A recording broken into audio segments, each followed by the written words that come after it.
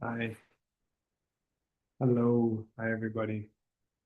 We're almost time, so I'll just give you a heads up on what I'm going to say. I'm really sorry. I do not have my text ready for today. Uh, I had a computer death, I guess you could say. It was very sad. I hopefully will be able to repair it to some extent, but um, it's just all happened very quickly. It was very sudden. I was in a foreign country with some of you, and let me make sure I got volume here. Okay, I'm on a backup computer at the moment, which is running so-so. uh, so what I can offer you instead of a team class on Ratnamala is a question and answer session on anything you want. So it's even better than just learning about string of jewels. You get to ask, all right, I might not be quite accurate with that, but you can ask whatever you want. We can have some fun. And if you're a mixed nut and you don't feel like staying for my Q&A, or anyone who doesn't feel like staying, you're more than welcome to take a break. The mixed nuts are generally required to come to class, of course, but um, you're not required to listen to me answer questions because what do I know, right? I know that's what you were all thinking. Uh, so yeah, watching for the participants to drop down, but it's going to be balanced out by people joining. So it's all going to work out. Of course, you're more than welcome to stay and even ask me questions. Nick, what really happened to your computer? Well, I don't know. Uh, but I went to the Mac store and they said they're going to try replacing the logic board, but I have to wait a week for them to get one in. I do have Apple Care, luckily. So we'll see how it goes. Uh, Maybe Adam's class will help. ah, that'd be awesome. Uh, maybe somebody needs to replace my logic board. But so, all right, some people joining class. We're doing a Q&A. We have an hour and 15. So if you have good questions, I'll keep going. If I judge your questions to be terrible, then we'll just stop and or basically that means if I can't answer them, I'll be like, oh, looks like a good time to take a break, you know? But we have an hour and 13 minutes until Juan comes in and nudges us out of the way to deliver the Peachtree World News. So, uh, wish my computer luck.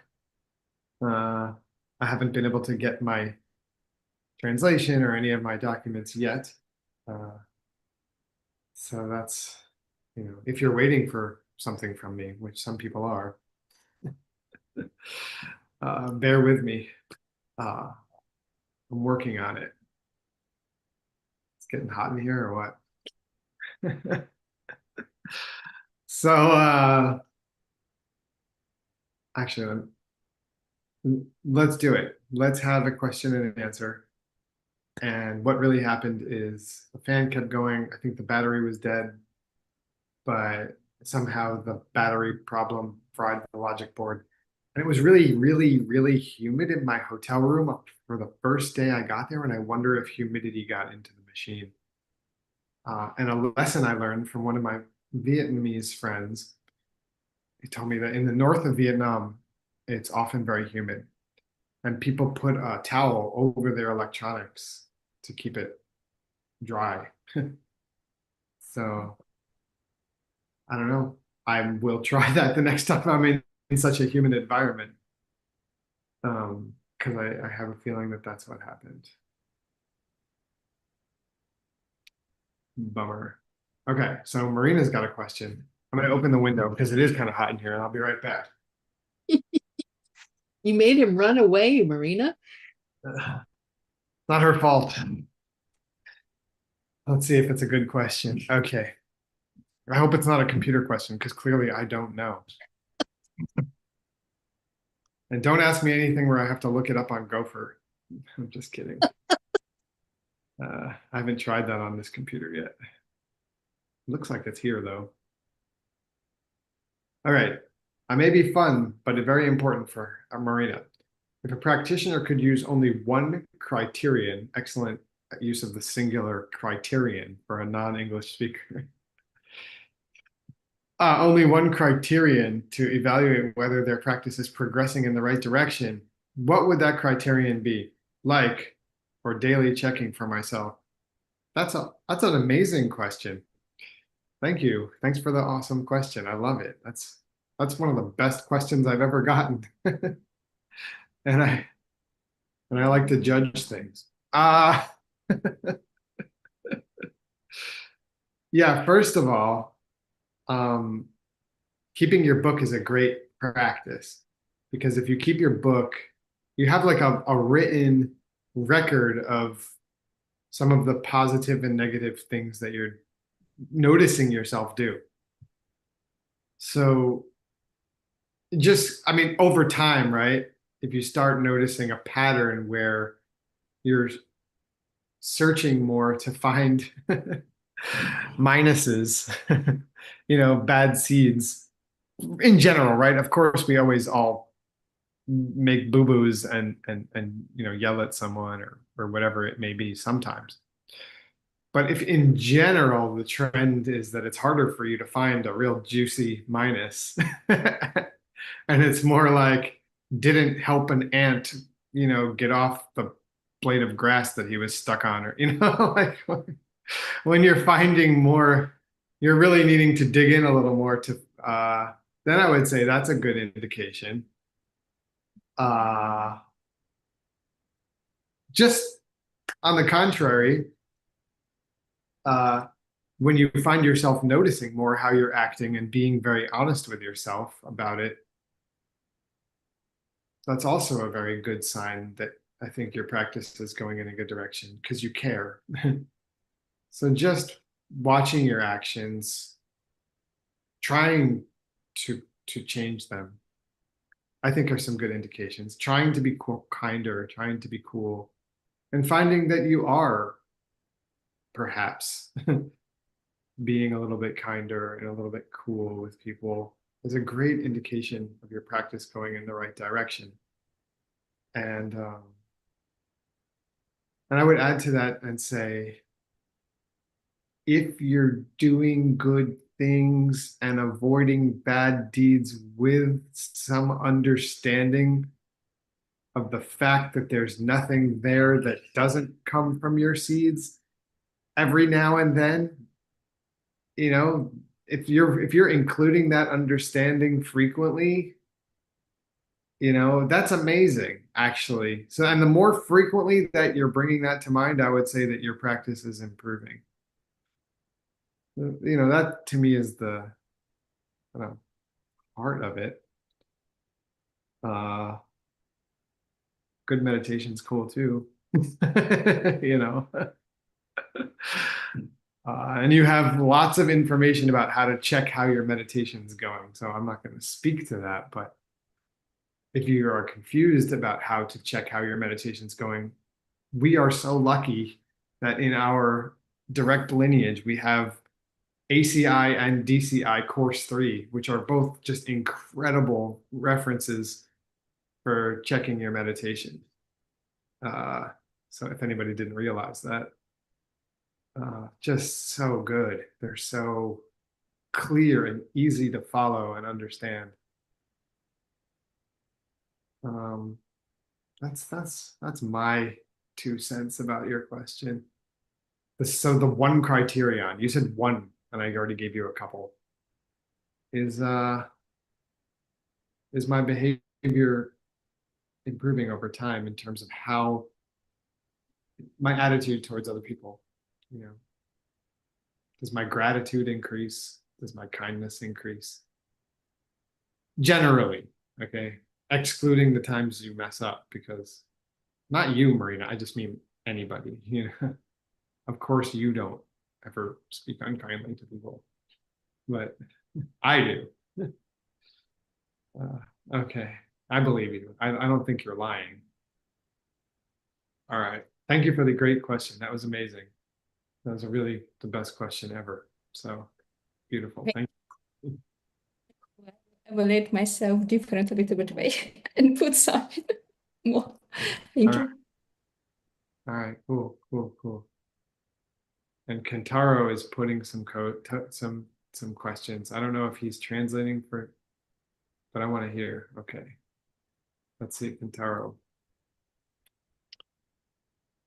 I have a question about archetypes and Chichedrak. Hey, Kentaro, good to see you.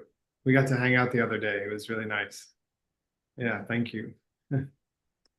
I have a question about archetypes and Chichedrak. Deshala said that when he first saw his mother's car, he had an archetype of the car. Later, when he went to your friend's house, that archetype changed. Okay. He also said that a perfect archetype does not change. Interesting.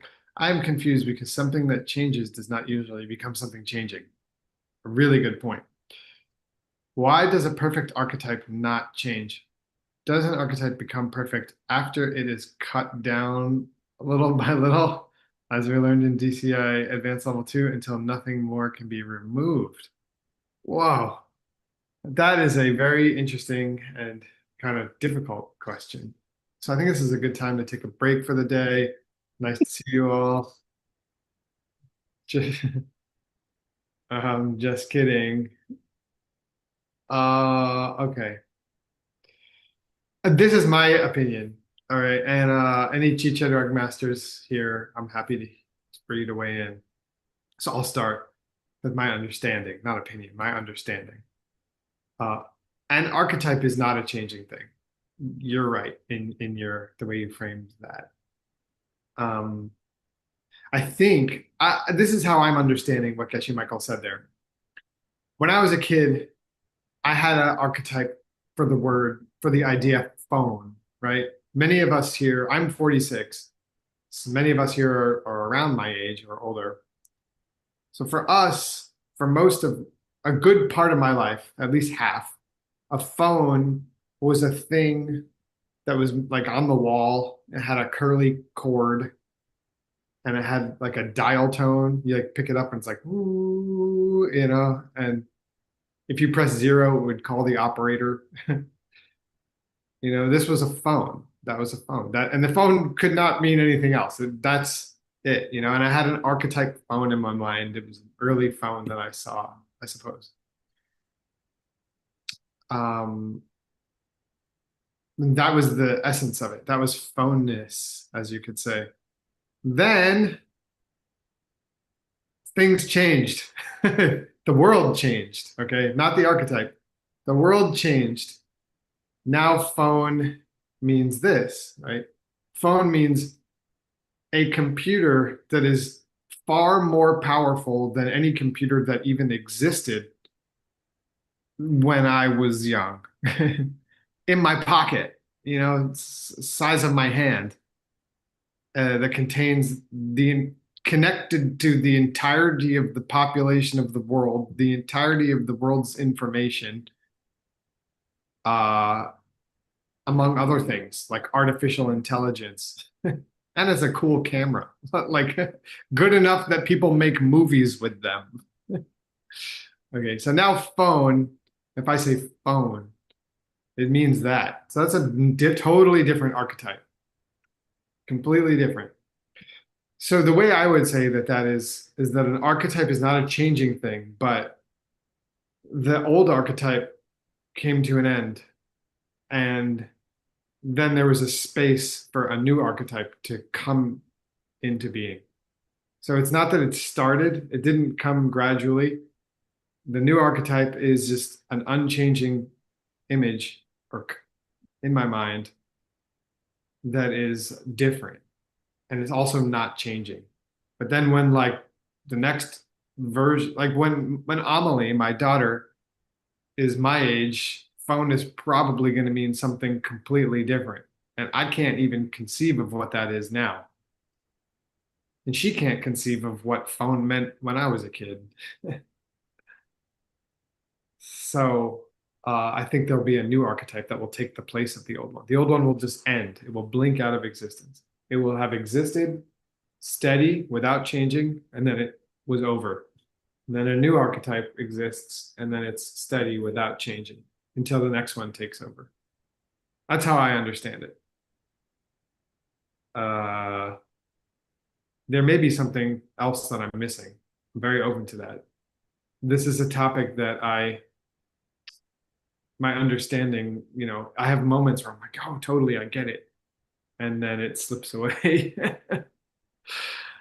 So Chicharak's hard. It's hard to teach. It's hard to understand exactly. I love the question though. You asked if it becomes perfect after it's cut down little by little. I think that the practice from advanced level 2, okay, advanced level 2, for those of you who don't know, amazing, amazing DCI level. My favorite, actually. It's so beautiful. It's so amazing. And it's about how to create your dream images, right? Which is basically how to get the archetype into your mind for the thing that you want to happen, together with planting the seeds. So Geshe Michael gives us a technique that involves kind of like a visualization where you cancel out every single thing in the universe. You negate everything in the universe that is not, whatever. Let's say you're trying to plant the seeds for a house. I don't know if anybody's doing that, but I am.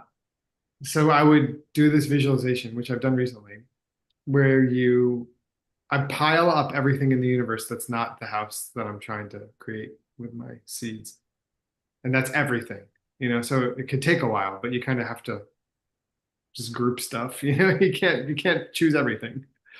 So, but it's like concepts, animals, they're all not houses, straws, whatever you can think of, colored pencils,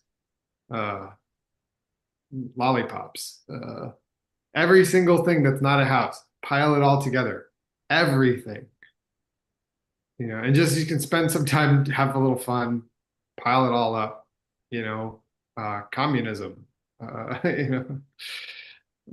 mud, what else can, helicopters, whatever you can think of. Then you flip it and it all fades into blackness, leaving the shining example of the house that you're planting. And when you do that, that's supposed to create your dream image. And that's amazing. I'm trying to remember how that relates to your question. So is that how an archetype becomes a perfect archetype? I guess like that's how we intentionally try to generate one. That's the practice that Geshe Michael was trying to give us there, is like a technique to intentionally generate a perfect image of that we want to plant. And then he finishes off that level in a very beautiful way with the 4 steps again, and a beautiful explanation of how is the closest thing I've ever heard of to like trying to explain why karma works. And it has to do with how other people, I don't know, you just have to read it. It's kind of like the your mouth is my mouth thing, like, but he gets into it and it's very beautiful. I would tell you more about it now, but I can't remember exactly what it was. It's really wonderful, and I'll tell you later. But I have it on my computer and I can't read it right now. I have some memory problems lately because I'm really tired. And Thank you so much, Professor Nick. Yeah, for sure. Absolutely. I hope that helps. And if please do speak up if somebody has a different answer that's not. And Nick, it's Adam, man. I think, sometimes when I'm going through Chi Chedrak and I'm trying to figure out exactly what type of an like a perfect archetype. And I'm always trying to apply that to emptiness, right? Because we know that emptiness is conceptual, that emptiness is archetypal, and that's kind of what the Chi Chedrock method is. That's what the subject is trying to get us to understand. It's how to understand emptiness perfectly. And I think it's through using reasoning and going through ways of proving or disproving that our idea of things is either correct or incorrect, that's how we eventually arrive at a perfect understanding of emptiness. So, it's one thing to be said for a house or a sports car, right? All of these things have an emptiness. But what we're trying to do is we're trying to go from a conceptual understanding of emptiness to a direct perception of emptiness. And that requires perfect understanding. So, I think you're in the same way that when you first see and this is just my opinion too. I like the way you frame that. But after thinking about it for a long time, whenever we are first presented with a sports car, for instance, and then as we grow and age, we'll have a more refined understanding about exactly what a sports car is, right? Like maybe what the color value is, what shade of red it may be, what type of engine it may have, all these different kind of characteristics that are going to go into us understanding far more in depth of what an actual sports car is. And I think you could take that same analogy and apply it to emptiness. It's as you're studying, you're going to have you're on this journey to kind of approach a perfect understanding of emptiness using reasoning. Anyways. Yeah, totally. Yeah. Thank you so much for sharing that. I totally agree. And it's so funny that you asked me, that you said that, because somebody was recently asking me how to apply the concept of Chi Chedrock to business success. And I was like, DCI, I guess, but like, that particular thing, I agree. It's a tool to understand and see emptiness. The particular discussion that comes out in the scriptures, and well, there's that specific type of perception that we're trying to generate, which is yogic direct perception, right? Yeah. And that's a very special kind of perception. And in order to get that type, in order for your meditation to bring about that type of perception, you have to have a perfect understanding. So, anyways. I have a question for you then. Yeah. In terms of any archetype, a mental archetype, is it a changing thing or an unchanging thing? Would have to be unchanging. It would, right? And yeah, so, totally. For Kentaro's question, that's why I'm also trying to answer his question as accurately as I can. And so it could only be that it would have to come to an end and a new archetype would, begin. Yeah. It gets super sticky though, right there. And Chloe had a kind of a really nice observation. I think this is maybe two months ago or so, but it has to be momentary, right? Like things that exist. If something is changing, it has to be momentary. But if by definition, if something is unchanging, that means it's static, it stays the same. Yeah. But you're talking about how that mental image applies to any particular instance, right? Like, yeah, so like if I'm talking about my computer, I'm talking, or my phone, I'm talking about my phone when I was 3 years old, or I'm talking about my phone right now, or I'm talking about some hypothetical phone in the future, then, the mental image that applies to each one of those things is going to be unchanging. Yeah, exactly. But it doesn't have to be the same mental image for that word that you heard earlier. Yeah. And once again, that's just my understanding. No, that's how I understand it as well. Awesome. Thank you. That was great. Thank you for sharing and contributing. And we're lucky to have Adam here, and he's going to be sharing his text very soon. And feel free, Adam, to that was really helpful. So, keep going when we have another of those kinds of questions, or any kind.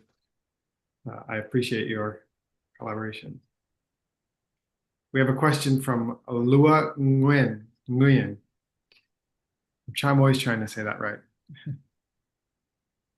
At what age is it most appropriate to teach children ancient wisdom? What kind of seed helps children get into good schools? Well, I guess it depends on the kid. I like to tell the story of Amelie. We told her about seeds when she was 3, I guess. Yeah, I think she was 3, maybe 4, maybe just turned 4. No, 3. And when she could understand it, as soon as she could understand it, we were telling her about it.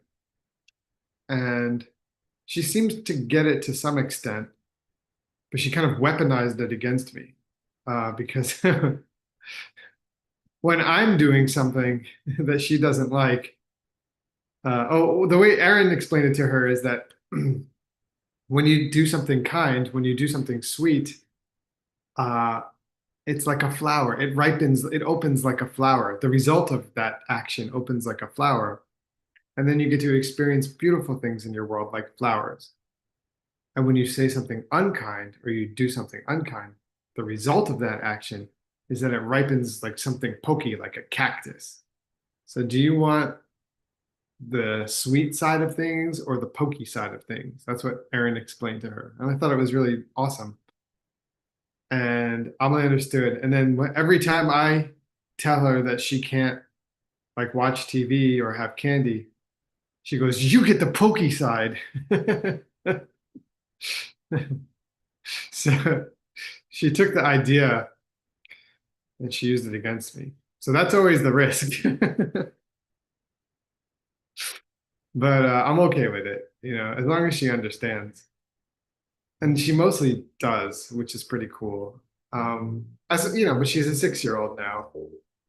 So she cares to the extent that she does, which differs. She's a very kind soul, so that's lucky. I think as soon as kids can understand, it's appropriate to start teaching them. If you believe that you have some understanding of how the universe works, or that you've at least have access to some understanding that sounds good, sounds correct about how things seem to work in this world. It's really great to share that as soon as you can, as soon as possible, especially just in the context of kindness. When I was a kid, we just called it the golden rule in English. I mean, it just was like, you get what goes around comes around. What you put out there, you get back. And if you want to go deeper, that's great. Amelie, she likes to meditate, so that's really cool. If she sees us meditating or doing yoga, she'll join us. We go to this Indian cafe sometimes, and there's a Ganesha statue, and she's very connected to the statue.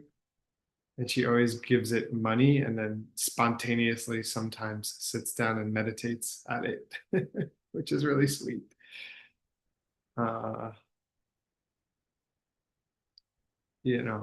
As much as they will digest when they're ready. Don't force anything on them. Just let them. This is my advice. Okay, this is my advice as a parent. I wouldn't want to force anybody to embrace a certain philosophical system. It's one thing to explain things to a little kid, like cause and effect. But I would say if your kids are older, I wouldn't try to force them to embrace anything. You just can show it to them. And then hopefully they are into it. And if they're not, I think it's important to give them the space to find things on their own. That's been my observations and my own experiences, I really appreciate that my parents didn't force me into any way of thinking. What kind of seed helps children get into good schools? I get this one. I don't know. I mean, we were lucky enough to get Amelie into a school. we did happen to have the chance to help someone else get into it. That's probably a really good seed. Uh, helping other people get entry or acceptance into various things, in general, like if somebody sponsored me to go to my first classes with Geshe Michael. That's a great seed. She didn't even tell me. She told me she could get me a scholarship, but I'm pretty darn sure she just paid for me, and just didn't want me to say no. So that was an easier way for her to get me to accept. And it changed my life dramatically. Here we are talking about seeds to this day. So yeah, just helping people get into classes, or not even, maybe non-education related things, just helping people get accepted into things. If you want to think about from the academic route, helping people to learn things, helping people learn wisdom could be good. Think about it too, but as we learn seeds, I think it's really good that we build, each of us ourselves tries to gain and build the skills to extrapolate. In what I mean is to figure out what might likely be seeds. Because in most cases, I'm giving you an educated guess. There are a few cases where we have scriptural references to what seeds cause what results, but not in every case. So it's good for us to think creatively about what is the essence of what we want and how to create that archetype for that in our minds. Does that make sense?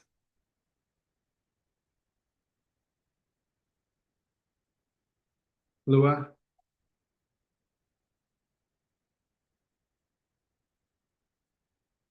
If I Thank could you just so much, add that, teacher. oh, Yes. sorry.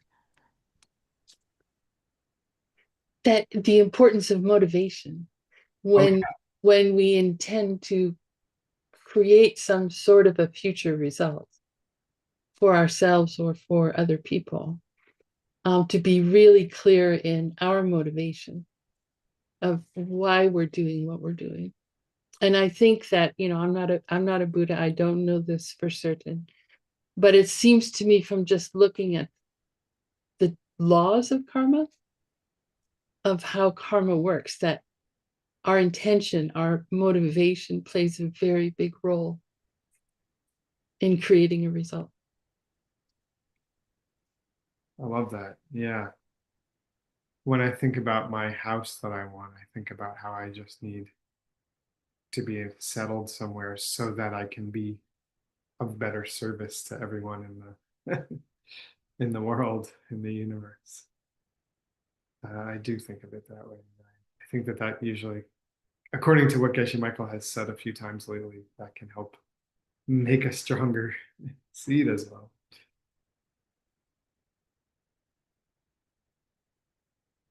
Love it. Thank you.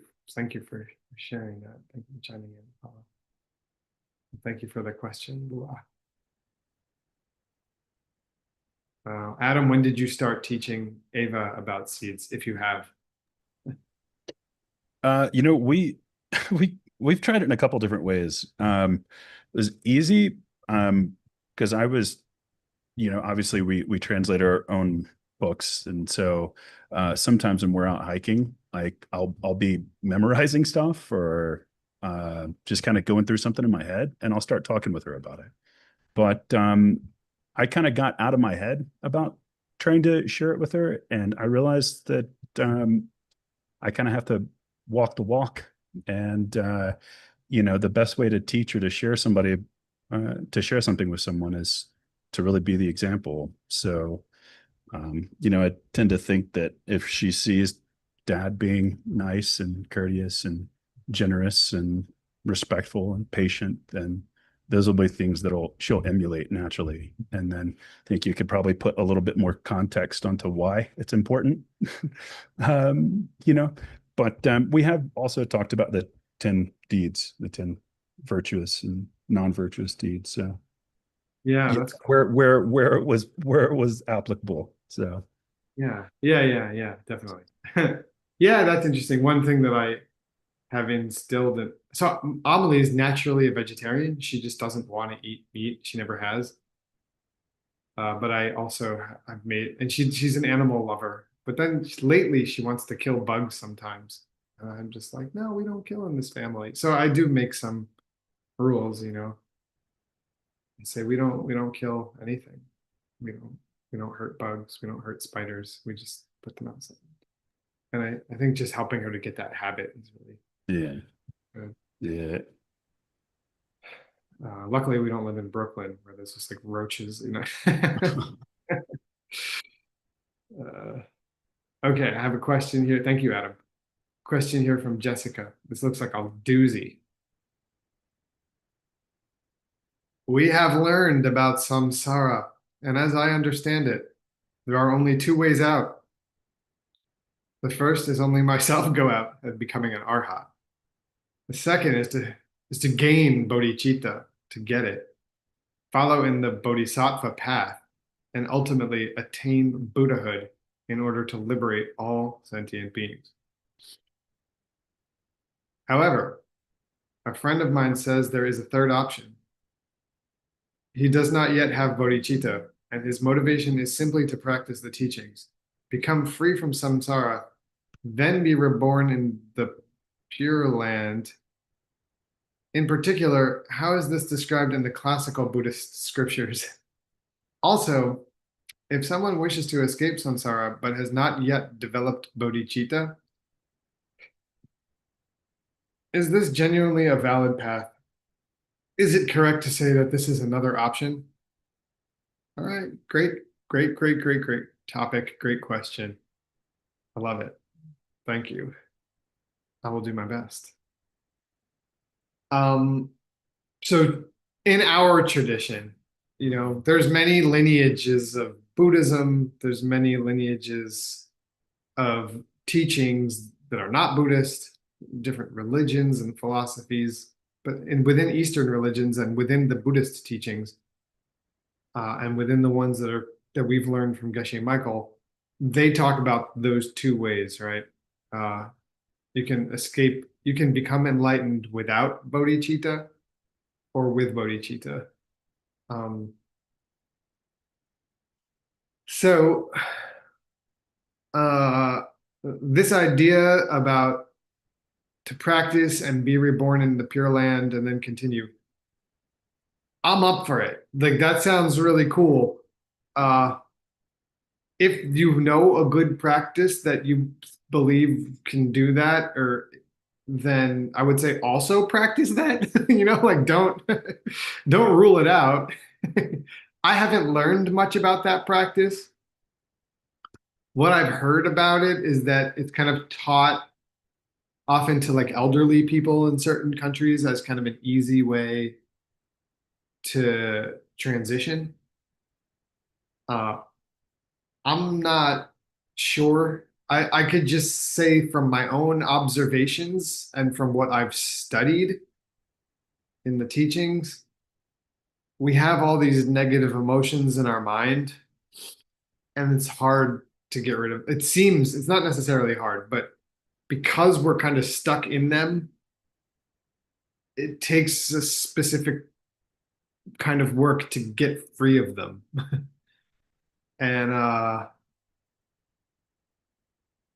I think that's the work, no matter which way you slice it. I think that we have to do the things that are going to enable us to overcome our negative emotions, and especially our wrong way of seeing the world as if it was coming this way as opposed to coming this way. So I think whichever way you slice it, we have to work on that, and then use that understanding to get rid of all of our negative emotions and see emptiness and then get rid of our negative emotions. And so so my understanding is that's the way out, you know. So as far as kind of special practices and prayers to be reborn in the Pure Land, it's that's cool. Like anything that helps is awesome. And if such, perhaps your seeds get so clean, your seeds get so good that that becomes a valid possibility for you to, you know, continue your development. You know, perhaps. Uh, so, but I would say just the work is quite clearly laid out for us by Geshe Michael, which is we're really lucky. You know, he has translated, you know, what I also believe to be the most accurate path uh, to free ourselves from samsara. And I think it makes sense to follow those steps. And if our seeds ripen as us being reborn in the Pure Land where it's easier to practice, hell yeah. You know, that's awesome. Um, so yeah, don't know. I think that it might be the same path, truly, if there is a Pure Land to be reborn in. If we haven't developed bodhicitta and we achieve nirvana, is that a valid path? Super, super deep question in the sense that there's a ton of different ideas out there about that. And generally, you know, teachers of the Mahayana path encourage you to work really hard on developing bodhicitta now. Uh, because it helps. It's going to help you to do it to achieve Buddhahood uh, now. And according to the Mahayana tradition, you reach full Buddhahood when you when you develop bodhicitta and then reach, you know, enlightenment. So I've asked Geshe Michael, if you achieve nirvana and then you don't have bodhicitta, do you have to go back to the beginning and start again and go through all 5 paths in order to become a Buddha, or can you get bodhicitta as an arhat? And he said you have to go back to the beginning. I don't know, you know, I'm still very much in samsara.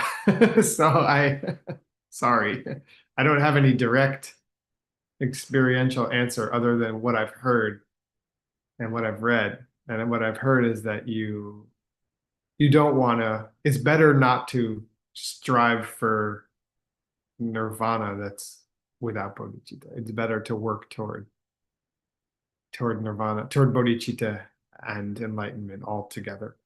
That is the way to go, according to the Mahayana. I support anybody achieving nirvana, really. Like I'm super thrilled about to hear about anybody. And I don't know if, you know, why a teacher might say that you have to get bodhicitta first. Maybe that you absolutely have to, or maybe that they're just trying to help us on work that way because then we'll be able to change the world faster. Because that's really like, you know, a teacher of the Mahayana has a motivation to change, to help the whole world. And they can help the whole world faster by getting each of us to want to help the whole world faster. So, yeah. I think they're all valid depending on who's telling you about it. But you know, from my point of view, and from the point of view that I feel that I have some job representing, it's great to work on bodhicitta now. That to me is the easy part. I don't like, of course we should try to help everybody, but I understand that everybody doesn't feel that way. And that's also understood. I totally get it. Thank you for your question. It's great. Can I ask a follow-up question? Absolutely. So it's always confused me about this, arhats, they get the tap on the shoulder, supposedly, from an Uh-huh. enlightened being, saying, gosh, isn't this sweet? And the arhat goes, yeah, this is sweet, free of all suffering. But what about everybody else? Totally. Take Yeah. care of everybody else.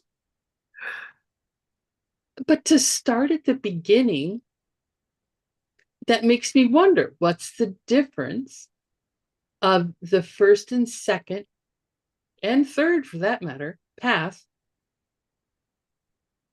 between someone who's on the Hinayana path or the individual liberation path and someone who's on the greater vehicle,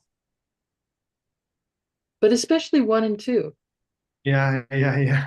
Especially two, I think. Well, even 3. If you have seen emptiness directly, you've seen emptiness directly. Yeah, it's so There's interesting. no like if, ands, or buts. Yeah, yeah, yeah, yeah. It's just emptiness. I'm I think that a difference, and this is a really interesting discussion. I think it's cool you're bringing it up. Renunciation, right? We're sick of samsara. Bodhicitta, we're sick of samsara. Like for everybody. So maybe it's like a slightly different flavor. It's a bigger view, like it's less tunnel vision in a way. Like you're just taking more into consideration.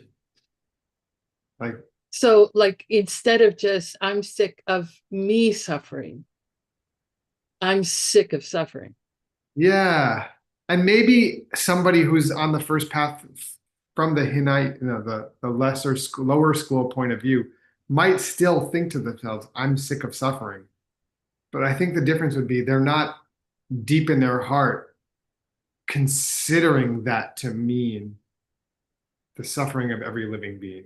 They even on some theoretical level, they might have thought that or feel that a little bit, but it's not like the motivating force. It's just like, oh God, they just can't stand for anybody to be suffering anymore. I think it's a kind of just a different paradigm. So, are you suggesting then that a person who's on the greater vehicle path, when they attain renunciation, it's a it's a it's a different flavor than for one who's on the lower vehicle path, that thinking night and day, may everything I do get me the heck out of this cycle of suffering.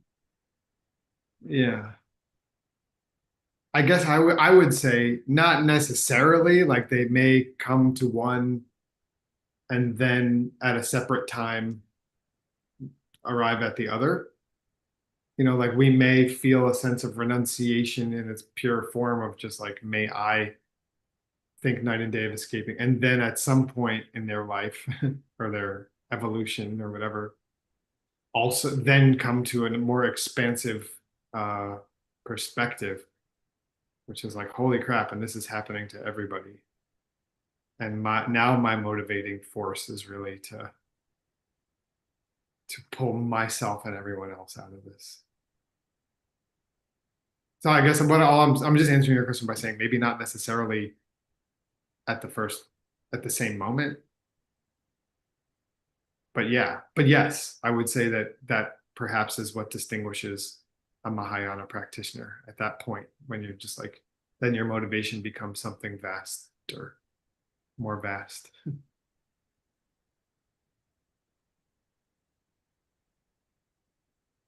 And then with regard to the third path, so although an arhat is, by definition, an Arya, they would have to have the direct perception of emptiness under the influence of the wish to become fully enlightened for the benefit of all living beings.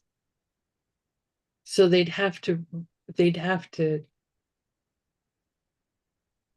they'd have to generate that wish and then, jump onto that direct perception of emptiness again. I'll tell you something really interesting that I just witnessed. Yeah. I was just listening to Geshe Michael teach on this very subject, and he said that he thinks he gained bodhicitta right after he saw emptiness. I know. And so I don't know that it sounds like it was still the same. Like it sounds like it's still, he wasn't saying that his perception of emptiness would somehow prohibit him from being on the Mahayana path.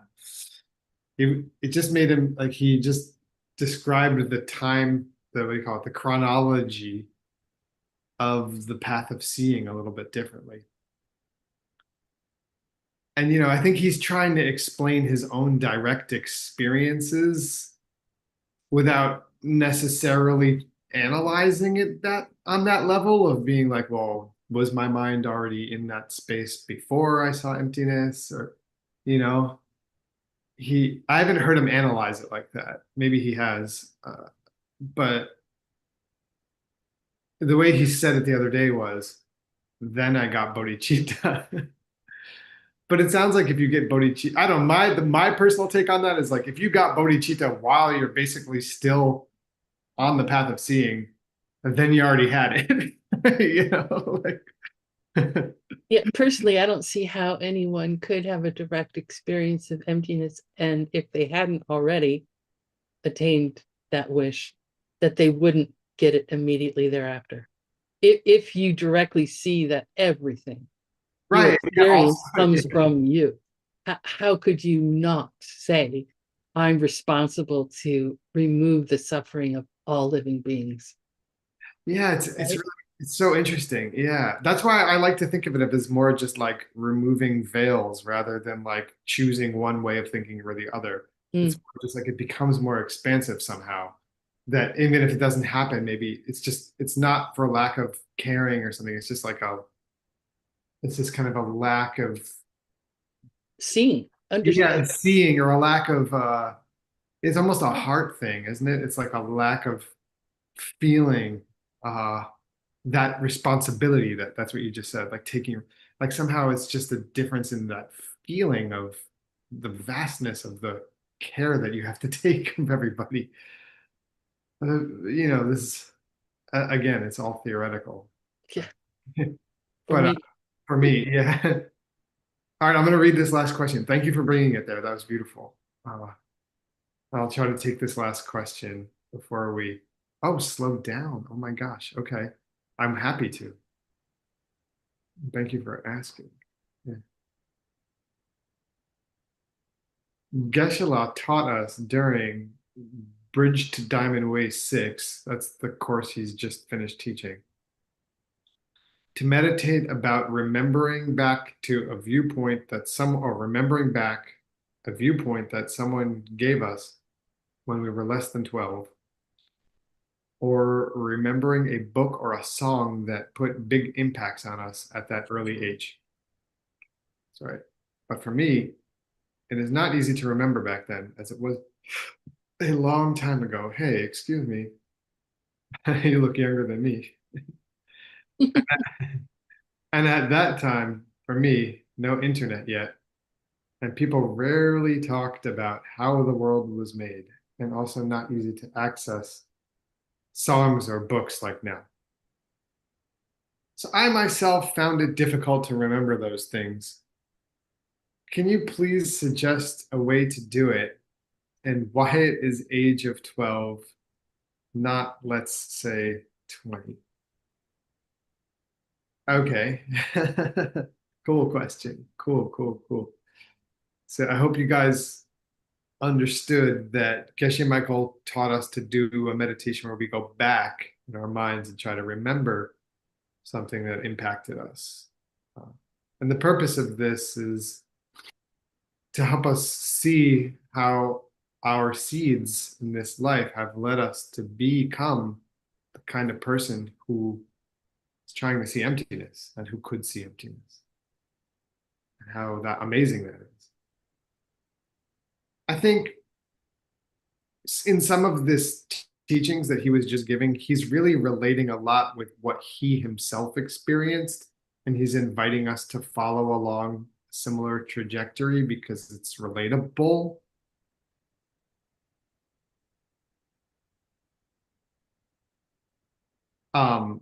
But maybe our trajectory was different enough from his that we kind of have to tailor that meditation our own way, and that's okay. That's totally okay. It's not this like fixed thing where it needs to match something point by point. It's not that kind of meditation. It's like, before 12, it's an interesting time. It's very formative years. It's important. So, and impactful things certainly happened to him. So even inviting us to go to that time in our lives. We can't remember. We can certainly raise the age, that would help us do the meditation. It totally fine. Maybe if you push it to 20, they'll remember some stuff, and then it'll be easier to go back and remember earlier stuff. Maybe you don't need to remember earlier stuff. The purpose is really to just try to think about and appreciate, almost rewrite some of the history of your life to see how it's pushing you to become the next Arya, because it is. And perhaps doing this kind of meditation will help us get there faster. And it's just like that as compared to anything else we could be doing with our mind at that moment, or many of the other things we could be doing, like scrolling on Instagram or arguing. But yeah, it's okay. Be a little bit flexible with yourself so that you can, I think the essence of it is that, to just try to remember some impactful things that have guided you to become who you are now. And I'll do that too. And I wasn't just thinking before 6 or before 12. I was just thinking about all kinds of stuff. Most of somebody hit me on the head with a bottle. I was already in my late 20s. But that was very impactful in the sense that it changed my trajectory significantly. Am I able to think of that person as an angel? Mostly not, but kind of theoretically. I'm grateful for what it brought about for me. I'm grateful for the things that came into my life and how I changed my life. That's another story. Just thought it's kind of interesting to share that impactful things can happen to us and are happening to us all the time. Yeah, so don't worry. Don't get too hung up on those details. Some meditations, it's important that you really go detail by detail. Like if you're trying to analyze ultimate reality, you try, then the teachers of the past have given us a pretty good framework to follow sometimes. But I think it's nice to find a balance of, flexibility and looseness with your mind, and also, discipline and trying to stick closely to things. Finding that balance is super important. Oh, wait, we have another 15 minutes or something. If you guys have any more questions. And if not, I love resting also. I mean, I'm not suggesting you don't ask questions. I'm just saying I'm happy either way. But I wish there was time for a quick surf, but alas, not even enough time for me to get changed into my wetsuit. Actually, I'm really fast at changing into my wetsuit, but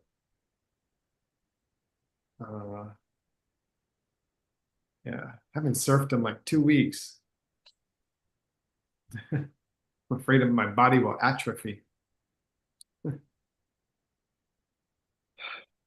Marco Antonio Soto Lopez says libraries, newspaper archives, databases.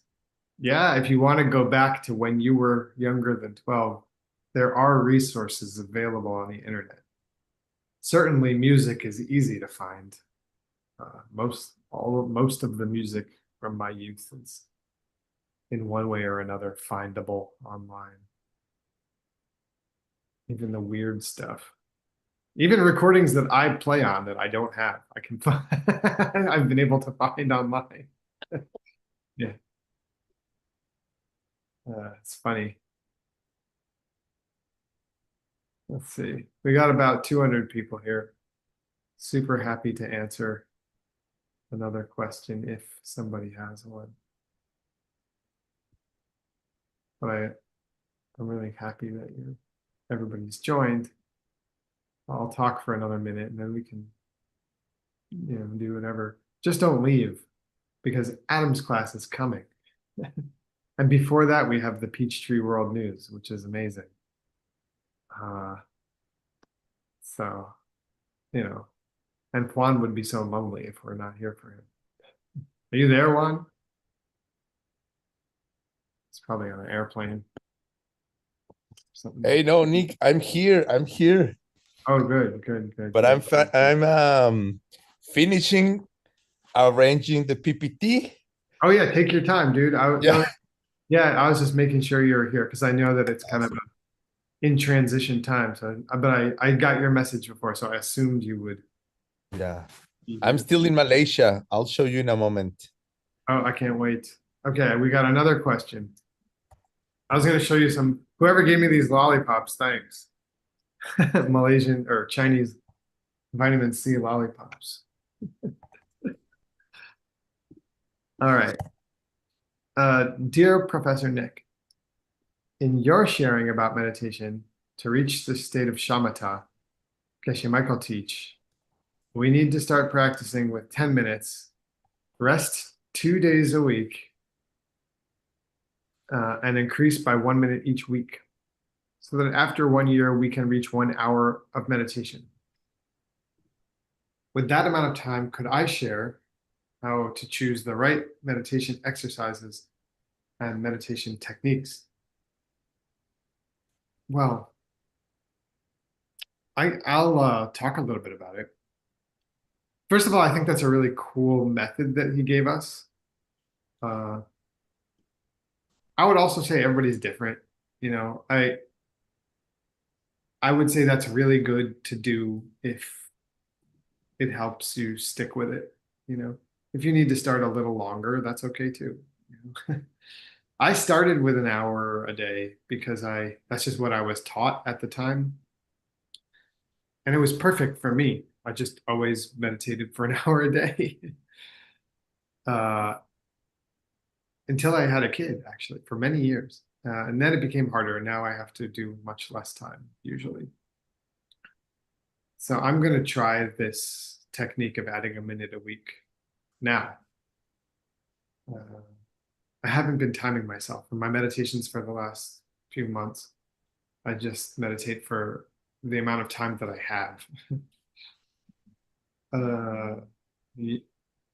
That's not ideal. So I do suggest planning it, setting a timer and doing that.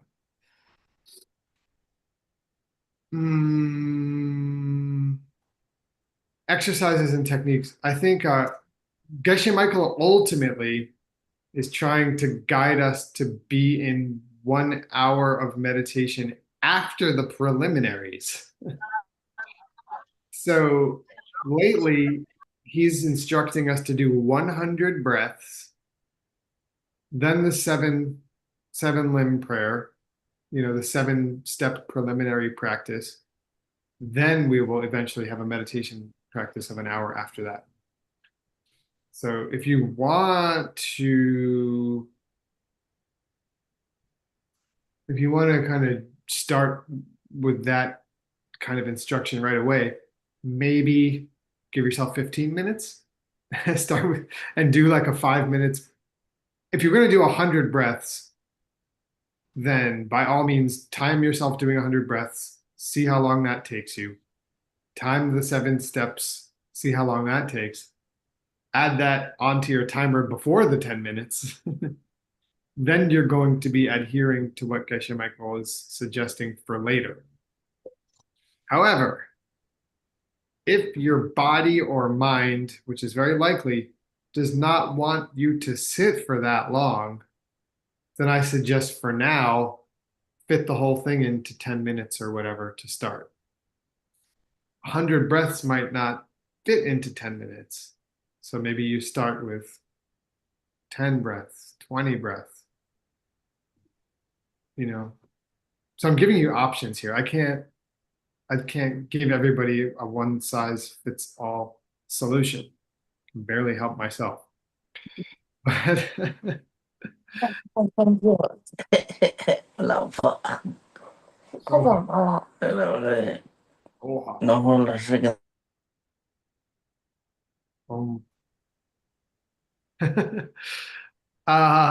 sorry.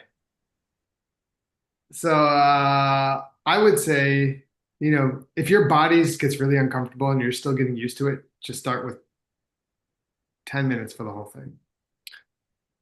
If you have a little bit more experience, maybe add in the preliminaries first and then do 10 minutes of just meditation on your object. Now, for what object to choose, you got to ask your teacher, or you got to meditate on what your teacher is currently teaching you to meditate upon, and that will change. So if you're doing an ACI course or if you're whatever, there's usually an object given to you in that course. If you just want to pick one object that you're going to do for the next year, that's awesome. I think I did Tonglen for like a year straight or something. And it was awesome. Beautiful meditation. I did another one for a year straight that's from the Tsongkhapa retreat. Very beautiful nectar thing. Visualization. The important thing is to just do something where you're learning how to focus your mind and not deviate from the object. Okay, once you've chosen the object, learn how to focus your mind on what that object is. And every time you stray from it, bring it back. And just practice that over and over again to develop the muscle where you can stay on an object with very little effort. Where it just kind of becomes automatic. You gotta think big. You can do it. It's kind of like standing on one foot. You're warrior 3 yoga. Seems hard. People can do it. You can do it. Just takes a little practice. Finding the balance. Okay, should I push a little harder or do I need to relax? Just keep balancing those things, really. Keep focusing harder and then relaxing until you can stay focused on the object. It's really fun. It feels good, but that's not the goal. But it's very helpful. It can be very helpful.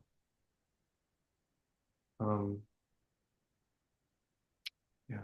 Start with 10 minutes. If you're newer to meditation, start with 10 minutes for the whole thing. If you have some experience, maybe do what Geshe Michael is saying and start with the breath and the preliminaries, and then just sit quietly for a lot of time.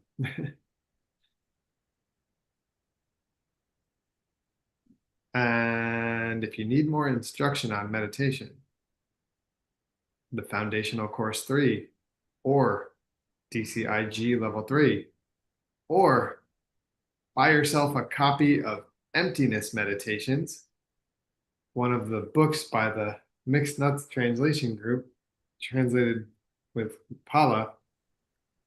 And in that book is a translation of Gomrim, two different Gomrims, one by Master Kamala Shila, which is kind of the very well-known source of a lot of the meditation teachings in the lineage, and one by Nagarjuna.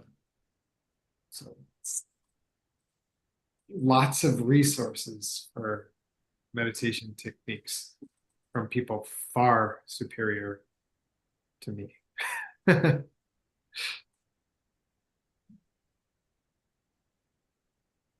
there's nothing like being able to ask a live person, a living person, a question. So super happy to share. I think I speak for all of us nuts that we're happy to share. Some of us, not me, but some of us did 3 years retreat. So we have some valuable resources there. Too. They really spent some time on this. I hope. Yeah.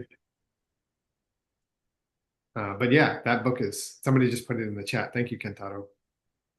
It's awesome. It has a really pretty cover. I just got to hold it in my hands the other day. Actually, really nice.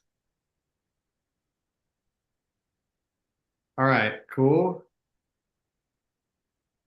Now, yes, it contains the complete book from Kamala Shila, right, Upala? One of the three of the Yeah. same name. So this one is the third one. He has 3 books called Bhavana.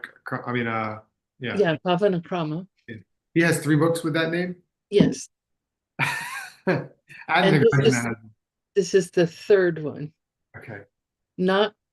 I think it's not translated so much Cool. because he does get more into emptiness. I think that's why Geshe Michael chose it. Right on. Yeah, it makes sense to me too. Like if somebody wrote 3 books on this with the same name, I would go for the third one. So like he's trying to get something right, you know. I think they all have different flavors. All right. All right. Book Jimpa uses, I think, book 1 Oh, okay. Okay, cool. of Komrim. Okay. Did we do 2? 2 was somewhere. I can't remember where. Ben would probably remember, or maybe Earl. And then this one's 3. All right. Somebody said, how can I always decide to do what is really right? What is the best to bring the greatest benefit to everyone? Oh, well, I think that every day it's really great if we ask ourselves, what is the point of having this day? You know, like why, like, okay, I have this body, I have this mind, I have this ability to do things, to say things, to think. And that's amazing. I really appreciate that. I'm really lucky, really lucky to have this. And so, you know, what is the most valuable thing? You know, we think about it. I think one of the most valuable things we can do is to ask ourselves this question that you're asking. Just ask yourself in the morning and maybe analyze it for a moment. Well, the conclusion that I come to is that the most valuable thing that we can do is try to be as happy as possible so that we can do everything that we can to make everybody in the world as happy as possible. I mean, a long lasting kind of happiness. Okay. I don't mean giving somebody a lollipop that will make them happy for 3 minutes. I mean, we would all be able to find this long lasting kind of happiness. And then kind of let that infuse our life as our motivation for the day. Then every single thing you do is the best thing to do. I mean, within reason. Every single, probably everything that you decide to do will be the best thing to do. So if it's like going to work and you're going to work with that motivation, then that's the best damn thing you could do because you're carrying out your life. That's your responsibility. That's your duty. If you don't, if you have the opportunities to help people in ways, it's going to be a constant process of refining, your activities to the point where you're really doing what you feel is your best capability to benefit others. And I'm also working on refining it. 99% of the time, scrolling on Instagram or something is not the best thing you could be doing. But studying like we're doing now together could be meditating and just going through the rest of the other important parts of our lives and loving each other and taking care of each other. And every interaction and every chance we have is the most important things to be doing. That's going to bring the greatest benefit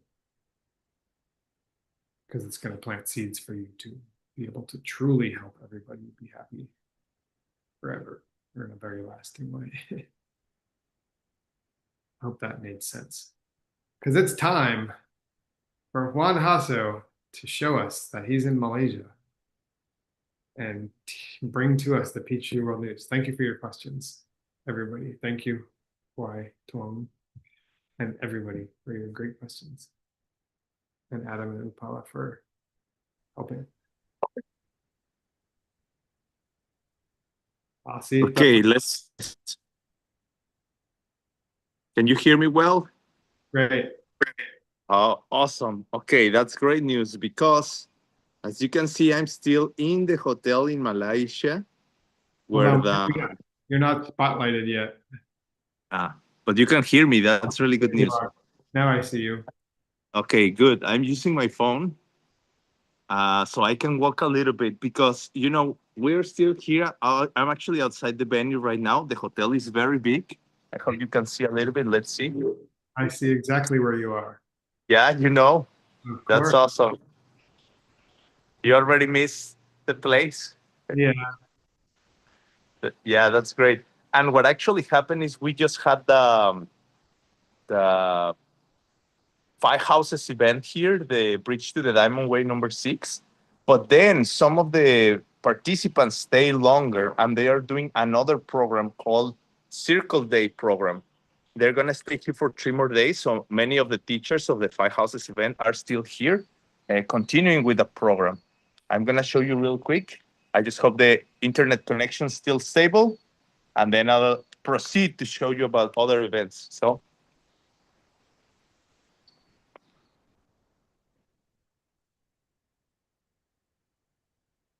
Class now? Okay. Oh, yoga. They are doing yoga.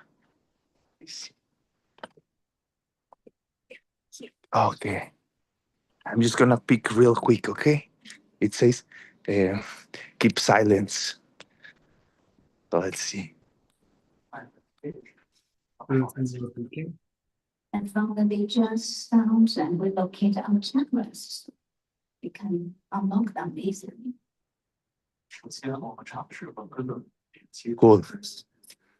I hope you got the idea. Thank you very much.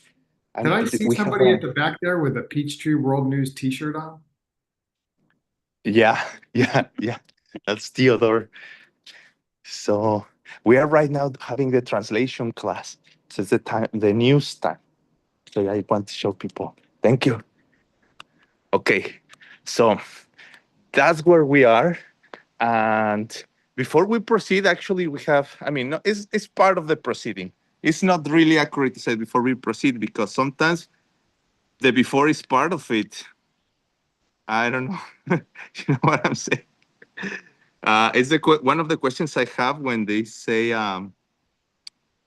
they say, right, with Diamond Way, you can get enlightened in one lifetime. But when do you start counting the one lifetime?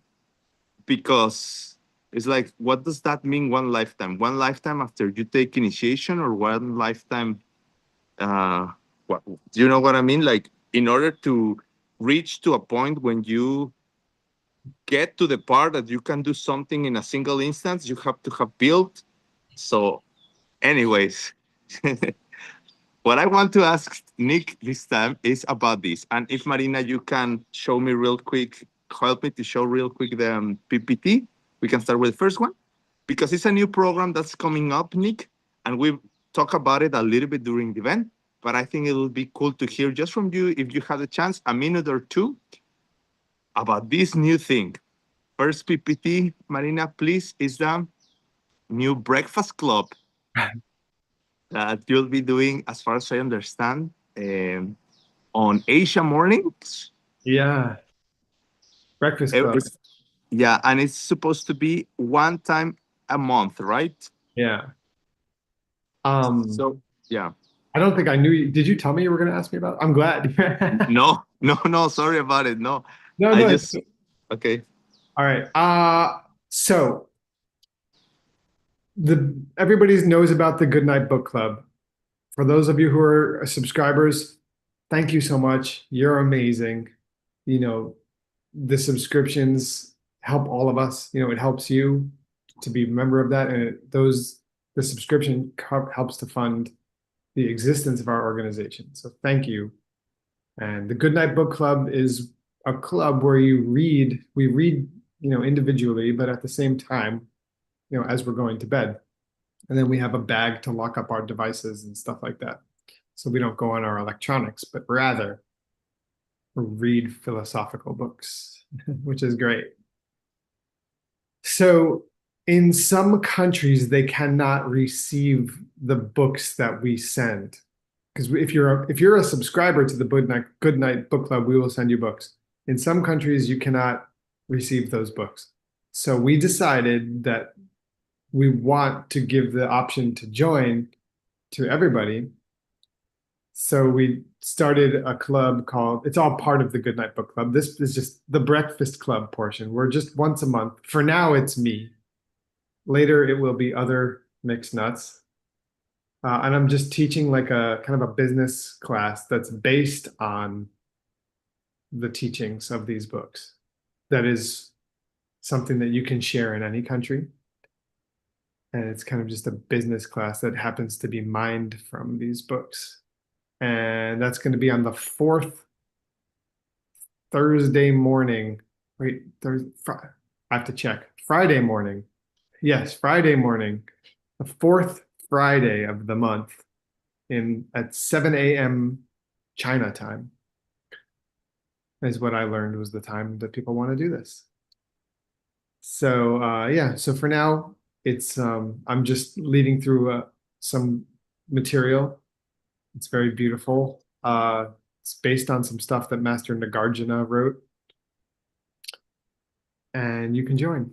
And so if you live in countries where you can't get the books, feel free to join the Breakfast Club. And then you can come to those classes. Thank you so much, Juan, for helping everybody be aware. And we should mention this periodically so that everybody knows. Okay, apparently I was muted. I was saying thank you also, Nick, and congratulations for all these successful classes that happen on regards of the G-Box and the Diamond Cutter Classics during the event. And good wishes for the upcoming projects coming up. Thank Projects coming up. Check that out. Eh? All right. It works great. Okay. Wonderful. I want to also take the chance to tell you a little bit in general to the audience of what's coming up. We have, let me see, because I'm using my phone, I don't see the screen very well. Okay, now I see. Okay, yes. During the DCC event, I tried to explain the audience what it was this flow, Snow in the Mountain, and we're gonna keep talking about it. Just to say that very unexpected things happened during the last presentation that some of the organizations and the projects, I didn't had enough time to present them, but I'll be in the next upcoming sessions trying to catching up and telling you more about it. For now, I leave you here so you can have a clear idea of how this process of snowing the mountain works, is how the wisdom flows through the worldview organizations and spreads to the world. Today, I'm not going to talk about much more about it, but I want you to see the progress on this poster. And of course, there are many more organizations, but the poster is limited. So I'm just putting some of them as an example over there. And hopefully soon I can do more research and have a list of the many 40 and something organizations. Okay, what I want, Marina, next is to show people a little bit of the upcoming events. So I will say next, because we only have like 5 minutes more. Next, please. I'm just gonna skip a few, but it's good if people see them. Next as well, because Lindsay is doing the G Goodnight Book Club. This was just to catch people up that this program just finished in Malaysia, and next, this is the program they are having right now, the one that you saw a few months ago. So next picture, please. This was just people to encourage people to, if you wanna see some of the latest happenings, events that have been going on. A lot of it is going on in the Telegram chat group, WhatsApp chat group, and next, please, in the Telegram channel, because people help to activate the live. And every time I record live, Instagram saves the video so people can watch later. So a lot of what happened in Malaysia, you can find it on Instagram as well. But next, yeah, that's also, if this is really, Rob Haggerty did something funny.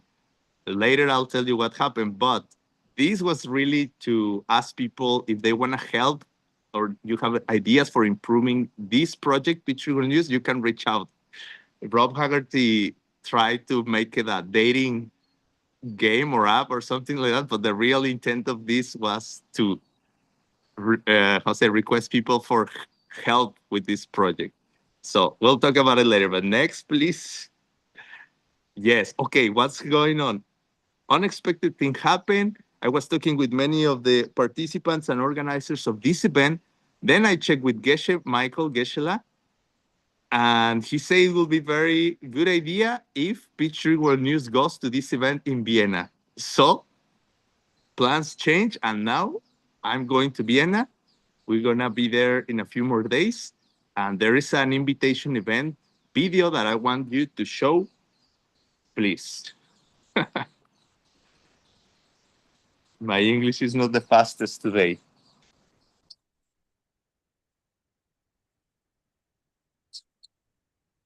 Hello, my name is John Brady. My wife and I, Connie O'Brien, will be coming to Vienna July 17th, 18th, and 19th for a wonderful conversation and teaching on the Heart Sutra. Of course, Peter and Maria will be joining us for a great event to finish up the last few verses of the Heart Sutra together. It's more than just the teachings, it's yoga, it's fun, a lot of options, a lot of fun to meet each other and talk about this great teaching of the Heart Sutra. Come to Vienna, July 17th, 18th, 19th. Go to the website and sign up and register, and we can't wait to come and be with you all. Thank you.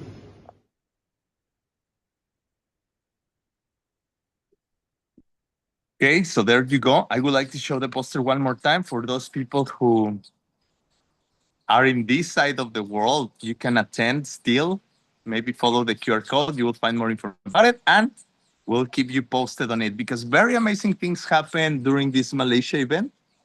And I hope soon I could interview some of the European, I don't know how to call that region of the world because it's like, I need to find a way to refer to them, but there is a big community growing in that area, led mostly, I would say, by Peter and Masha. And then Geshe gave them to different people. I think it was 6 people or 5, but in representation of 6, he gave them the first printed copy of the Illumination of the True Thought book translation that includes the, what's the way to pronounce? Preface, the preface, not preface, but preface that Geshe wrote.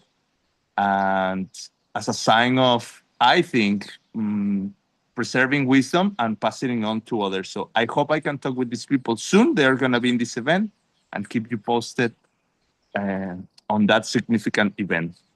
Quickly, I want to show just fast a few posters before we move on. So it's going to be a, Geshe call it a horse race. Okay. Blue Sky Brew Friends is going to have a special session with teacher Xuanzang. She's going to be doing it on July 17th, Arizona morning time. She's a special guest this time.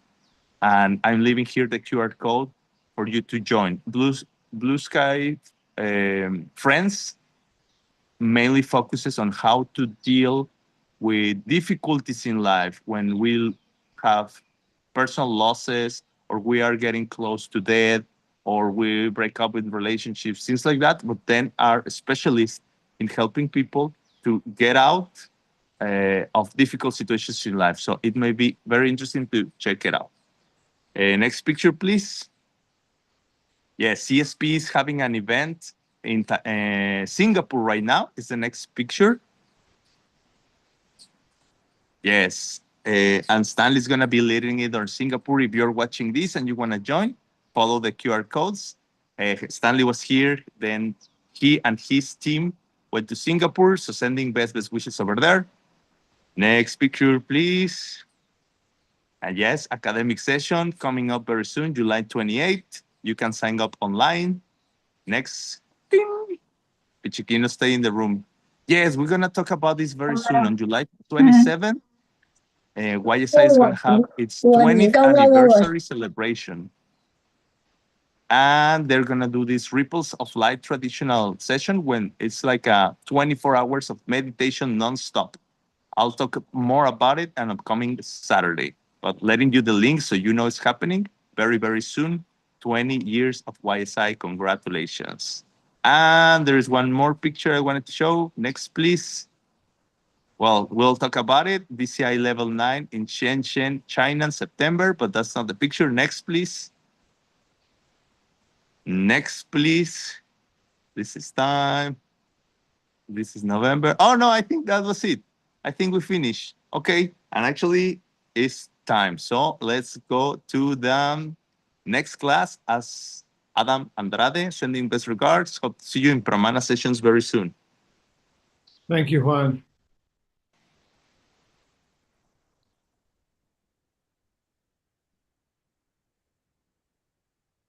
Hello, everyone. Yeah, so the last time we were together, we had a team class, and we managed